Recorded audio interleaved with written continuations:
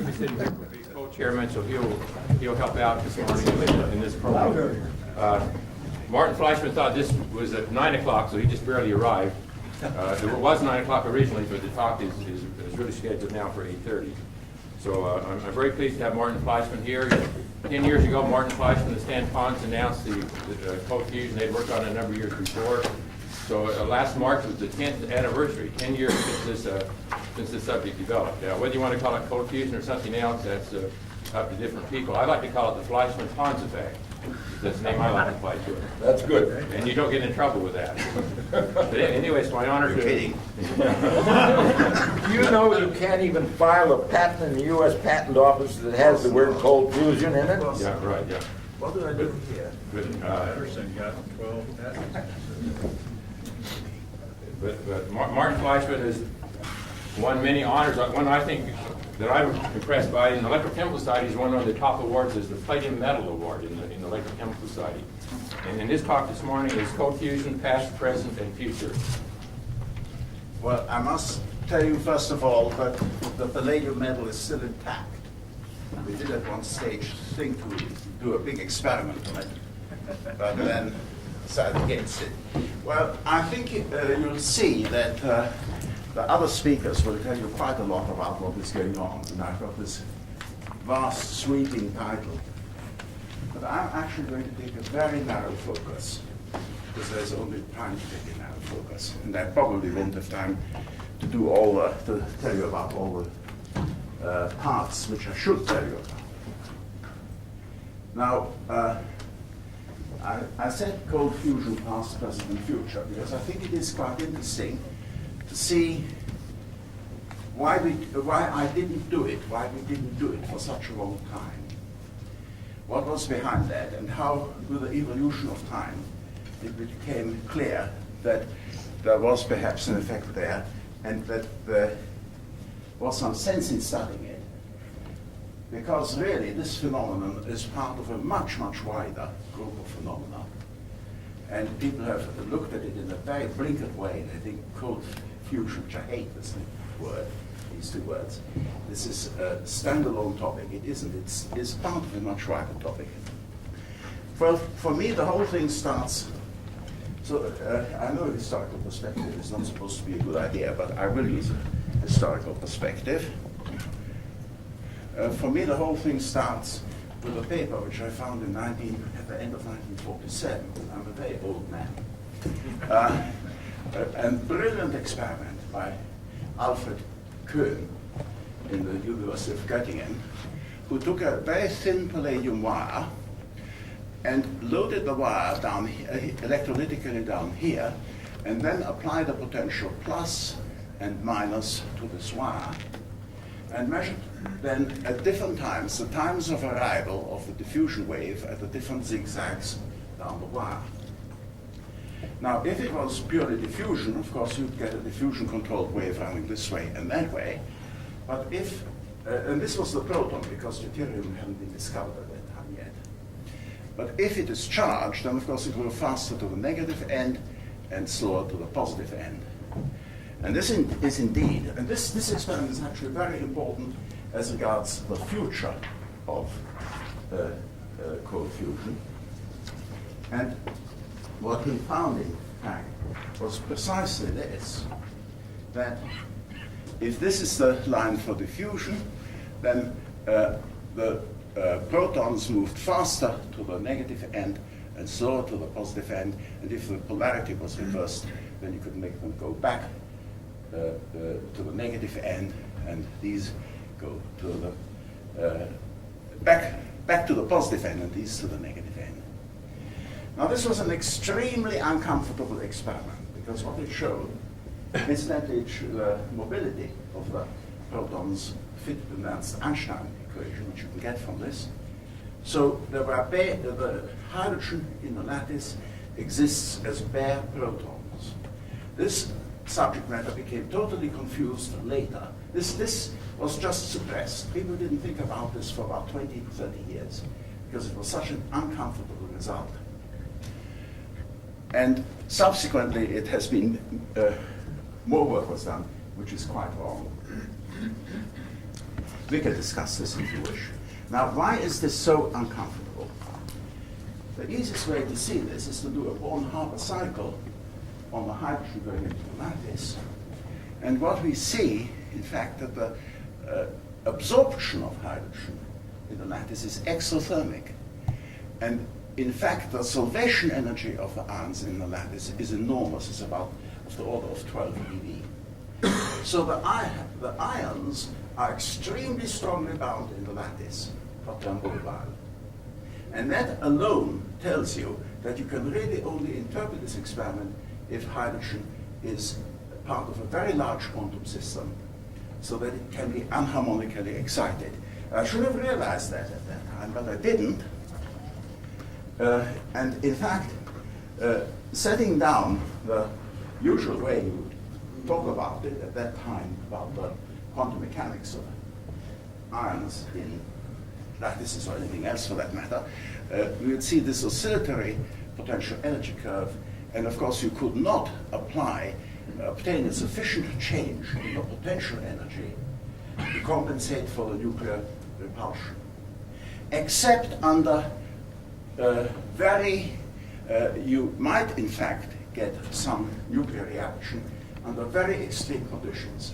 And extreme conditions I was thinking about there now would now be described as inertial confinement.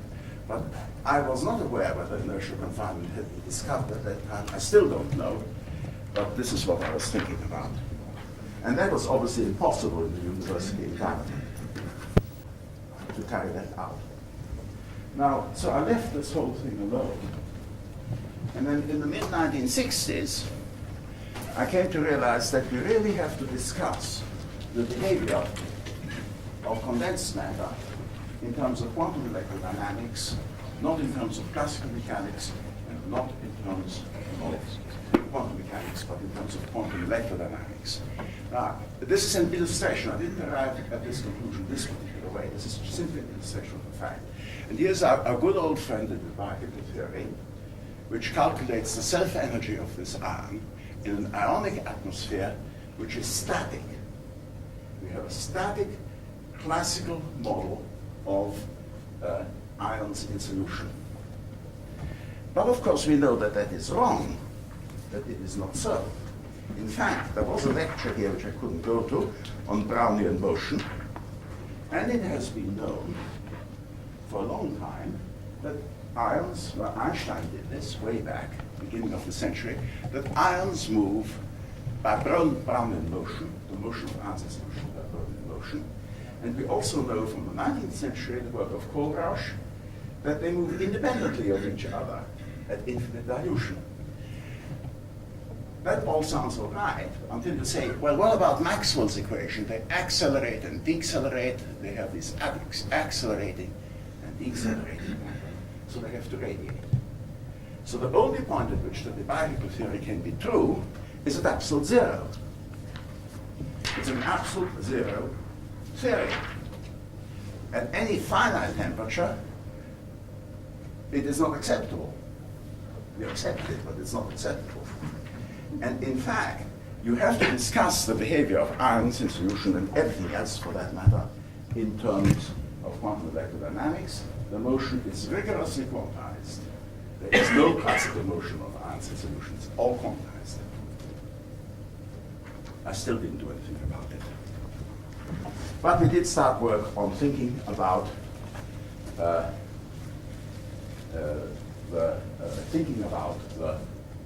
general problem of how we could get a handle on quantum electrodynamics. Really, I should say this, the interpretation based on this type of model is kinematic. The dynamic, the consequences of thinking about dynamics remain hidden. Now, you can say, well, why should we bother about thinking about dynamics? We are perfectly happy with kinematics. Well, that's all right, but science moves on and you come to a new frontier and you have to say, I do want to understand the dynamic properties of species in liquids. So I left this thing alone. I needed a little bit more information. And we got that at the end of the 60s, when we did some work on isotopic separation. And this work on the separation factor, we were interested in finding better ways of separating hydrogen and deuterium.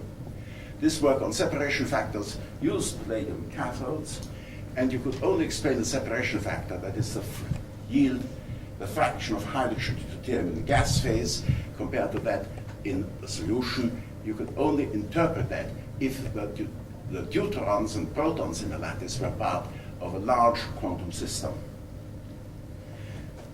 Now, if you take the results of Köhn and you say that really the thing is part of a very large quantum system, then you come to the conclusion that it might be possible to observe nuclear reactions at low temperature.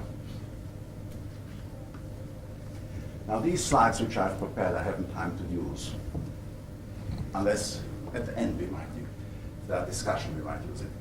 And the question we posed was simply to say, which paradigm shall we use? You know, if we understand the world in terms of models which are based on paradigms, and we have a classical mechanics, that this question is not relevant. We have quantum mechanics, and on the basis of quantum mechanics, of course, this was the conclusion I reached in 1947, there would be no effect. On the basis of quantum field theory, there could be an effect. It doesn't mean to say that there will be an effect, but there could be an effect. And incidentally, what is very interesting, the questions which we can pose from classical mechanics should really be posed in the framework of quantum field theory.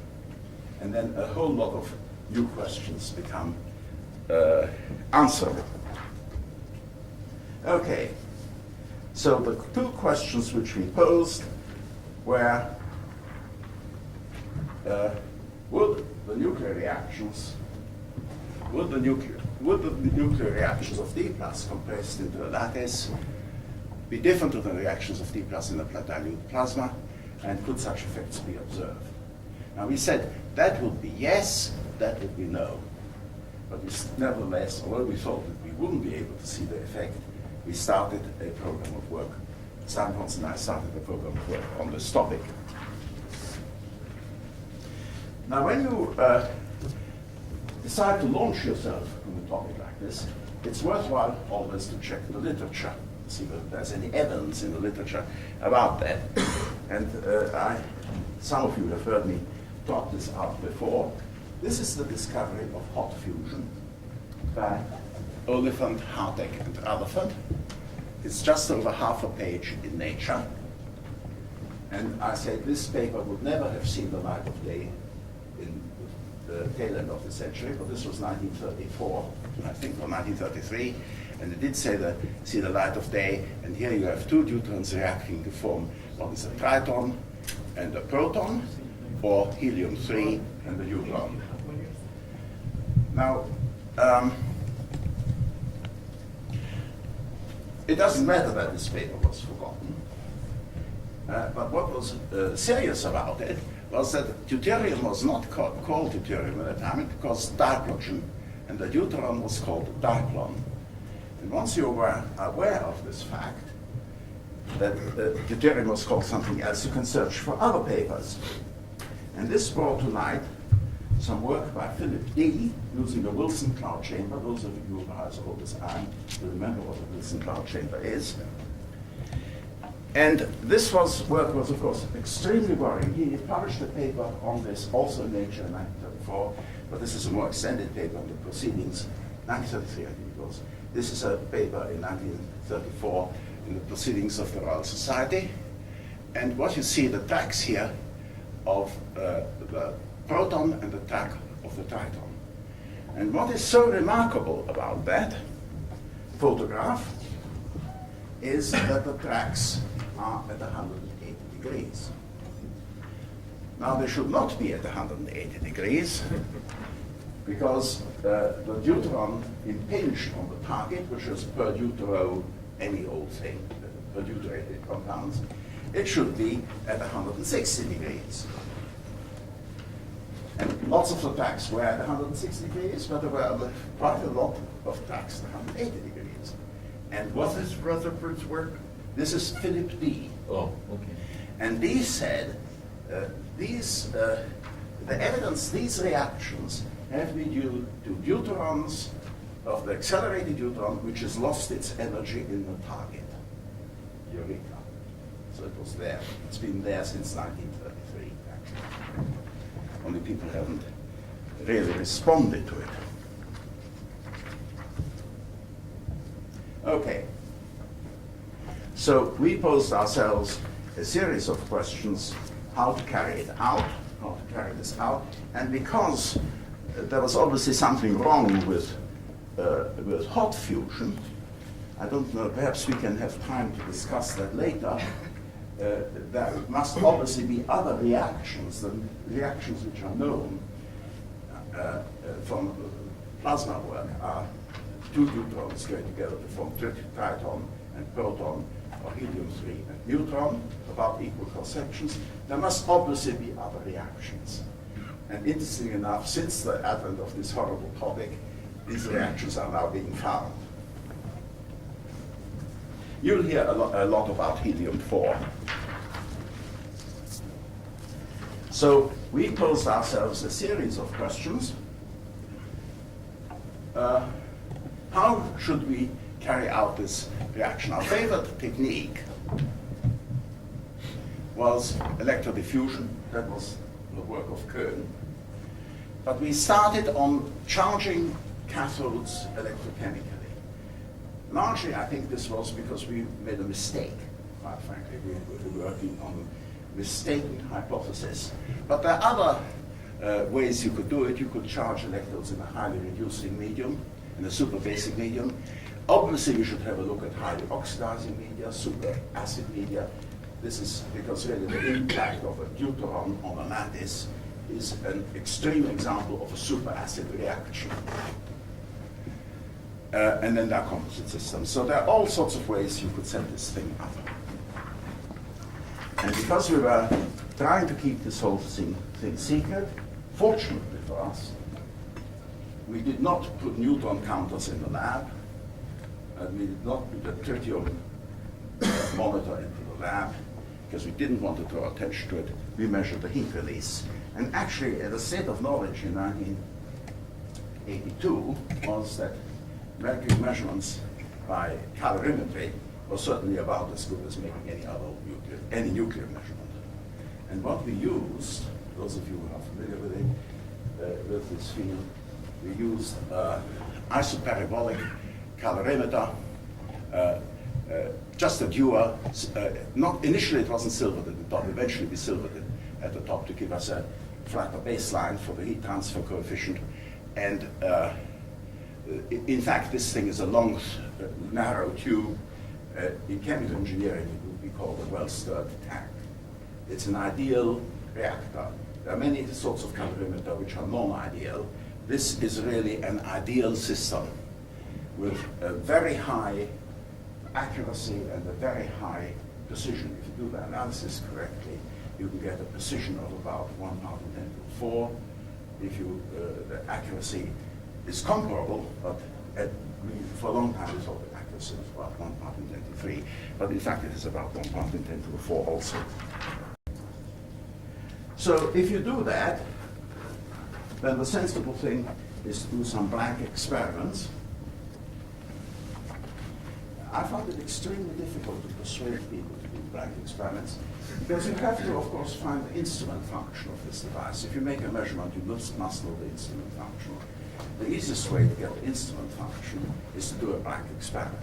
And blank experiments, this is a platinum electrode in heavy water, polarized. These intervals are actually 300 units of 300 seconds. This is the temperature time curve. This is the cell potential time curve. At this point, we impose external heating pulse to a Joule heater so we can get a calibration. And these responses in blank systems are entirely normal. And I just draw your attention to the fact that this does in fact reach a flat top. It relaxes completely, and the baseline relaxes to where it should have been. Those are sort of very simple eyeballing methods for checking that the system is reliable. But its reliability can be checked a bit more by just seeing what the thermal excess is. And in fact, the results follow a normal distribution. And for a Planck experiment, the mean rate, the mean excess rate, heat released for this particular experiment, where the input was about 2 watts, was less than 100 microwatts. So the thing is absolutely reliable. People say it isn't, but this is a lot of nonsense. So if you know now the mean rate and the standard deviation, you can look at what you get if you do the experiment with palladium in heavy water, not platinum in heavy water, palladium in heavy water. And here is some data I pulled off some Japanese results. I like using other people's results better than our own, because then at least you have some security that we haven't filled with the results. And initially you get an excess heat, which is due to the absorption. It's exothermic, the absorption of material in the lattice. And then you go close to 0, and then you get a buildup of excess heat.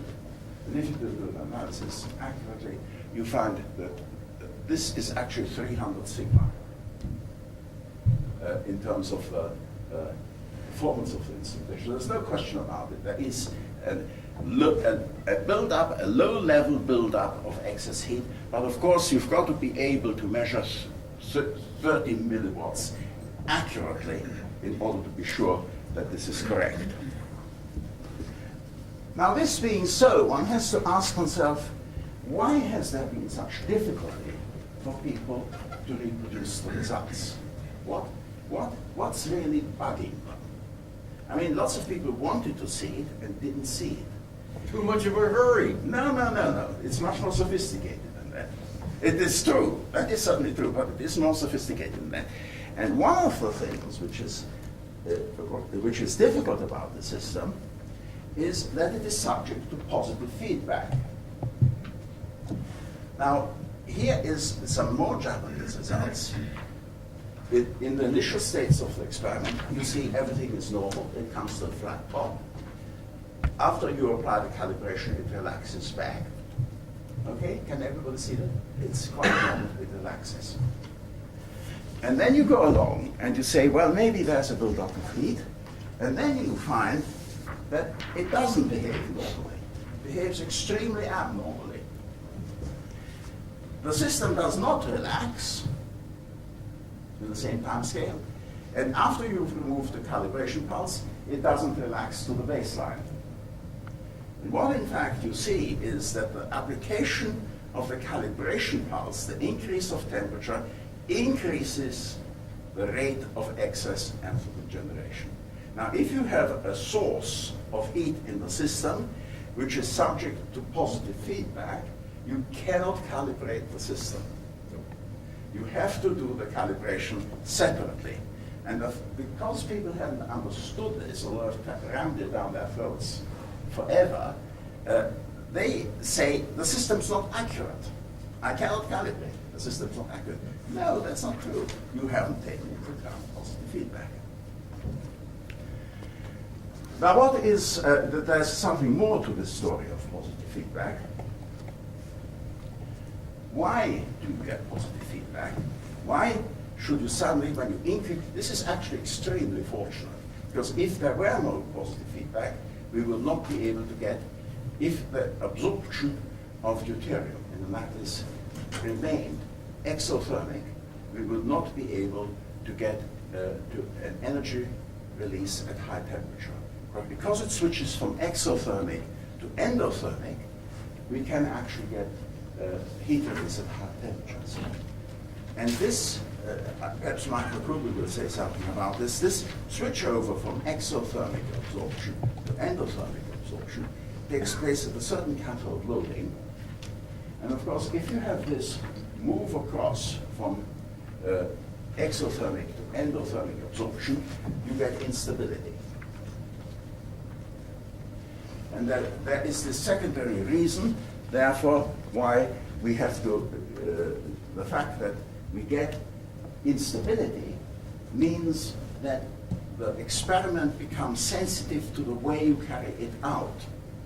It doesn't follow that you will always get a heat release at high temperature, because if you stay for any length of time in the region in which there is a switchover from exo to endothermic absorption, you will get oscillations, and these oscillations eventually destroy the system, so you have nothing. So you have to be aware, you have to, when you have a new problem like this, you have to cycle through the data over and over and over again. And this is one reason why it's been so slow. You have to discover this, go back, take it into account, put it into your experimental protocol, and see what happens. I must go faster. Not too fast. Well, let me just tell you that by October 1989, we've got a specific energy release of the order of 100 watts per cubic centimeter at currents of the order of 1 ampere square centimeter. That is quite heroic electrochemistry, but this is about comparable to what you get in a pressurized water reactor, so we felt justified in carrying on.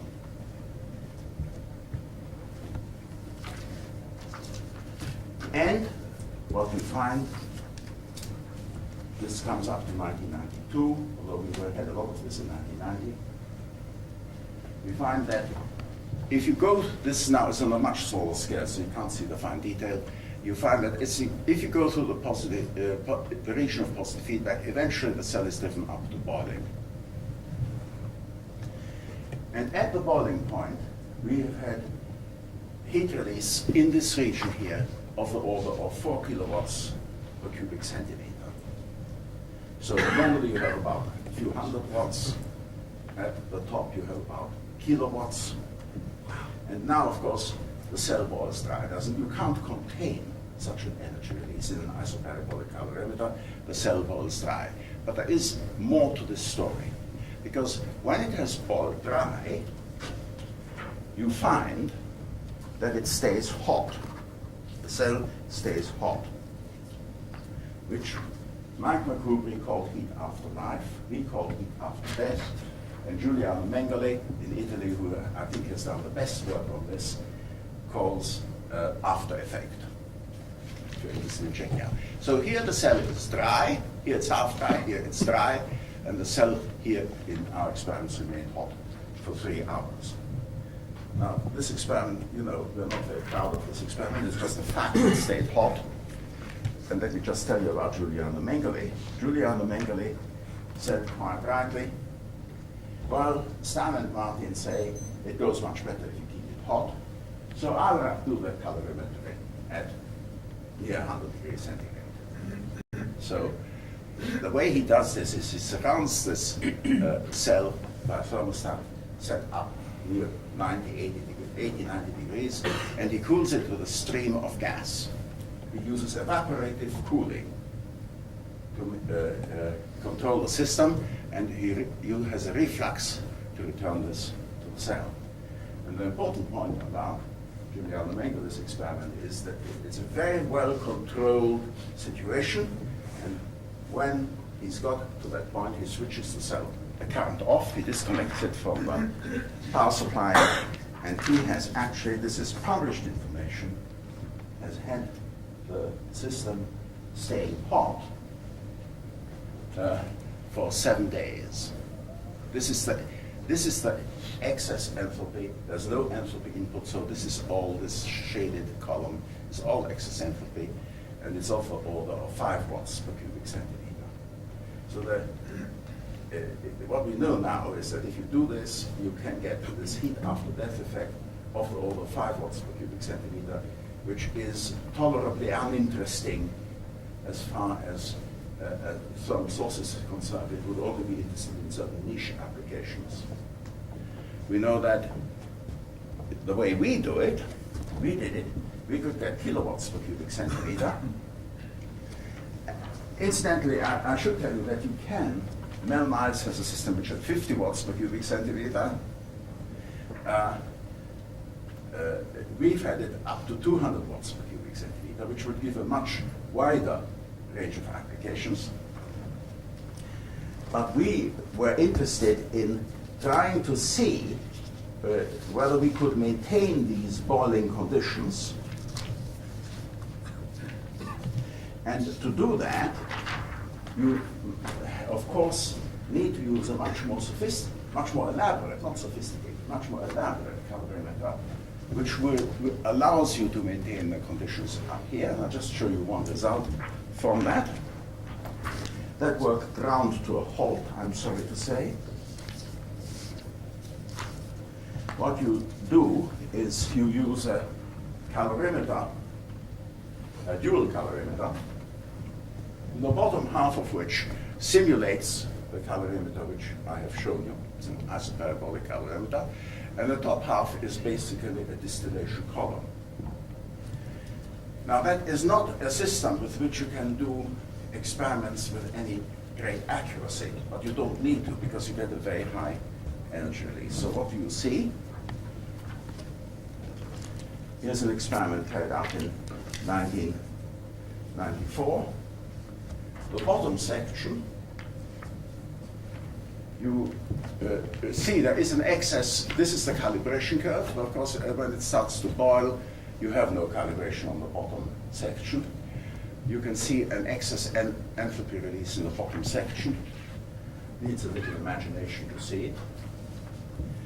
But I think it's okay. And the top, much more clear in the top section, where you have a calibration curve, inputs of the order. This is the input and the temperature difference seen. We measure the different, you can measure this at different stations in the top section, of the order of 70, 80 watts input, the excess of the order of 70 to 80 watts, which for this system was about a kilowatt per cubic centimeter. And this particular experiment maintained an excess enthalpy generation of about a kilowatt per cubic centimeter. The actual value of about 80 watts per kilowatt per cubic centimeter for 50 days. So we were interested in trying to begin to answer the question, can this phenomenon be maintained? So now you have certainly an indication that you can get a kilowatt per cubic centimeter. And if you're interested in the social aspects, at a kilowatt per cubic centimeter, you would be able to make a significant impact on the world's energy needs if you increase the palladium production. But that production is about 100 tons per year. It could certainly be increased, I'm told, to 1,000 tons per year. So that would be an acceptable strategy. However, having got to that point, it certainly is not sensible to continue with this particular approach because there are two sort of classes of scientists in the world. The ones who think electrochemistry is really rather interesting, they're usually non-electrochemists. And electrochemists who say, I will not touch electrochemistry. If I can do it some other way, I won't touch it. And the trick, of course, is to go to our first love, electrodiffusion, and say, we'll do all this in a while. We'll compress the material by electrodiffusion and see what we get out. And this is the part of the core program in Italy. My friends in Italy, thank goodness we have some friends.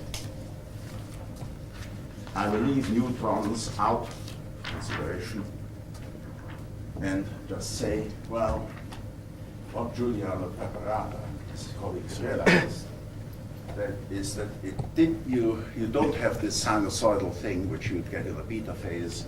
You'd eventually get a coherent system of neutrons in the lattice. It would extend. He calls this the gamma phase. Okay, let's call it the gamma phase, in which heat release is much higher. probably when the deuterium goes into the tetrahedral as well as the octahedral sites. And with this type of wire approach, they have had pretty regularly heat releases of the order of 10 kilowatts per cubic centimeter. You have, of course, to use a thin wire to do that, because else the system will destroy itself. Or you have to have some structure where one dimension is much smaller than another dimension. And on occasion, they've had 100 kilowatts per cubic centimeter. And what is interesting about those magnitudes is that they would allow one to construct, if this can be done reliably, this would allow one to construct systems which would satisfy a large proportion of the energy needs with existing production of radium. Now, this is all low-grade heat, but a lot of the world's energy is used as low-grade heat. But increasing the quality of the heat would not be a particularly difficult problem. You could use compression with either compressor system, or you could use compressor steam, use turbo compressors. So that is about the status of the field as far as the thermal effects are concerned. But of course, there's a great deal more on particle detection, the nuclear ash, and I'll answer that, refer to that if you wish, if you have any questions on that. Thank you.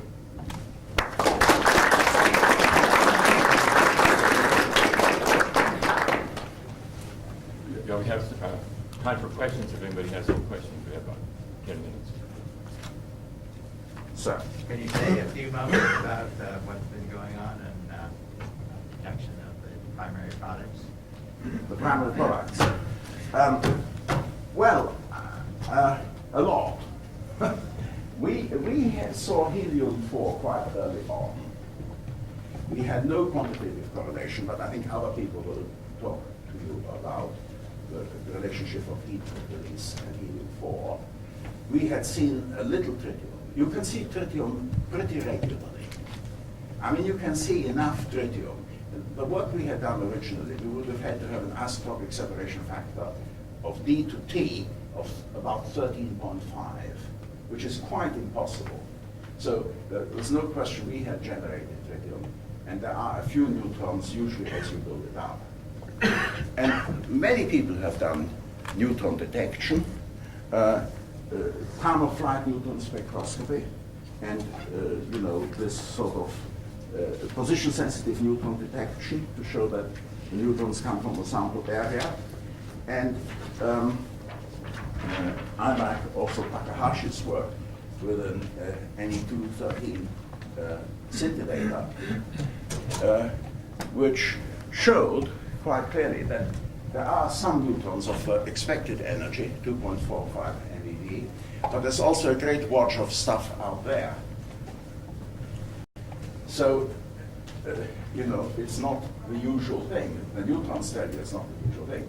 And Takahashi has gone on with this, and I think one of his most interesting results to date is that he has found a new channel, D plus D plus D, going to tritium plus helium-3.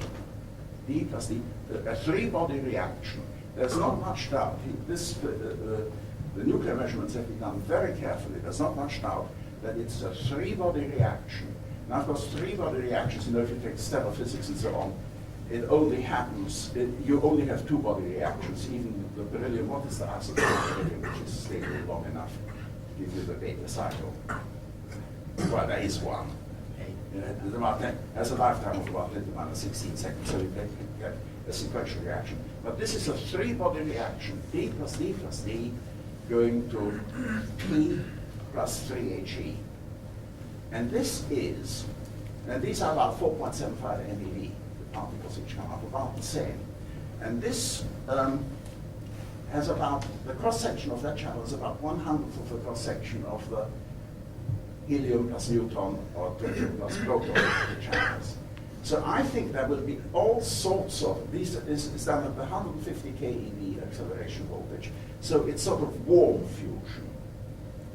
And I think there is not much doubt that if people continue to look at the products and really cover the whole energy spectrum, they will find all sorts of other outgoing channels. But these are not really primary products, are they, of cold fusion? Because these gap rates are pretty negligible compared to the fusion and event rates that produce heat. No, they are not. They don't account for the heat. The thing which accounts for the heat is helium-4. And that's what really needs doing more and more and more. You have to really correlate, see whether you can get a sufficient correlation between helium-4 and heat. Unfortunately, this is a very difficult experiment. And people have seen, lots of people have seen helium-4 in the lattice and in the gas. So that the status is about that there's always some tritium. There are some neutrons. The neutrons are obviously peculiar. There are always some high energy neutrons. There are some high energy tritons. There are some other channels which we should understand. I mean, we have to understand the totality of the science here. But the primary thing is helium-4. Incidentally, Mel, if I can just say, that one thing I should make clear is that you don't always get these effects. The materials problems are severe. The experiment is very strange. It lasts of the order of 30 to 90 days under extreme conditions. And very often, the experiment simply doesn't survive. The experiment just, the electrodes disintegrate. So that's one of the big questions behind this. Can you make this a stable system? Going back to your original paper published in 1989, you had in one of the columns a statement, "Beware of ignition," that was associated with a 1 cubic centimeter sample, which apparently was a laboratory accident. My It was a question bad to accident, yes. you, is there evidence for or against the melting and the accident being due to excess heat production? Well, this was a rather large calorimeter, and all the heavy water disappeared. Unfortunately, it happened at night, so it wasn't observed. So I don't like to talk too much about it. But the water disappeared, so it had all got to be boiled off, and then the electrode melted. It did worse than that. It sort of disappeared as well. It was a mess. And it was a great mess. And I think you have to say that this was excess heat production. What happened after that is we were working on big samples, as you would gather. You know. And I said, no, we, under fairly extreme conditions, I said, no, we've got to stop this. We have to work with large sheets under mild conditions and just see what we get. So we had a program of work on large sheets under mild conditions up to March 1988, when I also, there's a long history of this, but I also said that work had to stop because I could see it getting out of hand, and that we switched to using thin rods to be scaled down. See, at that stage we started to scale down so that it could never get out of control. But I don't think rods are necessarily the best things to use. This all goes back actually in the literature. Pieces and parcels ever since Humphrey Davy, 200 years ago. And I've done a lot of this literature compilation and putting all these little pieces together. You had a laboratory over in England that you were affiliated with. Was it Harwell? Yeah. What? They went into experiments on this. Did they ever announce anything? I've never been able to find it in the literature. I thought this question would come up. So I've got some slides. The Harwell said that they couldn't find any excess entropy. Can't hear you. Speak. Harwell said they couldn't find anything. Oh. They had about 6 or 8 people working on it, but were they 6 in or too much 8? of a hurry too? 6 or 8, more than that. However, when we were working in Utah, we insisted that our experiments be independently evaluated. No.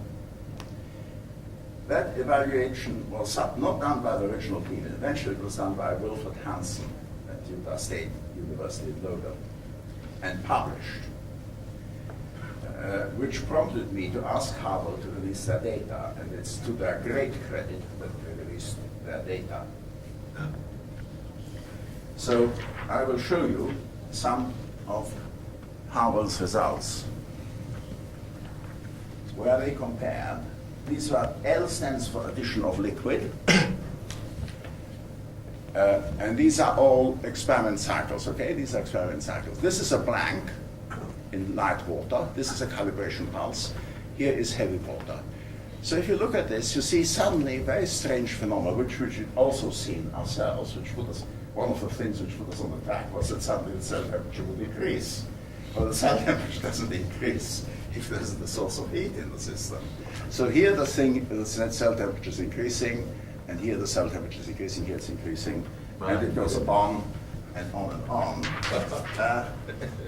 Now, in fact, Harvard could never have detected the normal excess enthalpy production because the system wasn't accurate enough. But they did see these bursts here. Here is a burst. Here's They another. actually got it? Oh, they had all these heat bursts all over the place. Oh. And when you analyze, if you say there is no excess heat production, there is no excess heat production at the minima, you know, you can sort of say, okay, I don't know what your heat transfer coefficient is, but I'll say it's naught here, and then I'll see how much heat is released there in the burst. You get for the blanks, only cooling, which means we have made a very conservative estimate of the heat transfer coefficient because it only gets cooling. And for the thing when there is an So actual... they let it die on the vine, huh? Yeah, and when you look at the real heat bursts, you see these, which is of the order of 200 milliwatts, which is about what we had in 1989. So they actually had about the same as we had. Yeah. But they didn't have the guts to come out and say it. Well, they had decided, they published that their system was very good, and they had seen nothing. Uh-huh. You know, people never retract negative statements. Uh-huh. The history of science is that people sometimes retract positive statements if they feel they are erroneous. But have you ever seen anybody retract a negative statement? You just let it stand there. You gotta have a lot of bravery. Thank No, you. that's just not done. Yeah. So, Did you or anyone else replicate that 1 cubic centimeter ignition I haven't had the experiment? guts to do it. You know, you just don't do that sort of thing, do you? We've done it. You have done it, good. Well, I'm glad, I'm sure. The various people report. Well, we did it the cheap way. My laboratory, and it makes a beautiful laboratory, is an old RV, recreation vehicle. Yes. You got electricity, sink and water, and if you have an Even air explosion, you conditioning. step in the shower. It's beautiful. Well, I think to stay on schedule, it's now 9:20, so I'd like to thank Martin Fleischmann for his talk.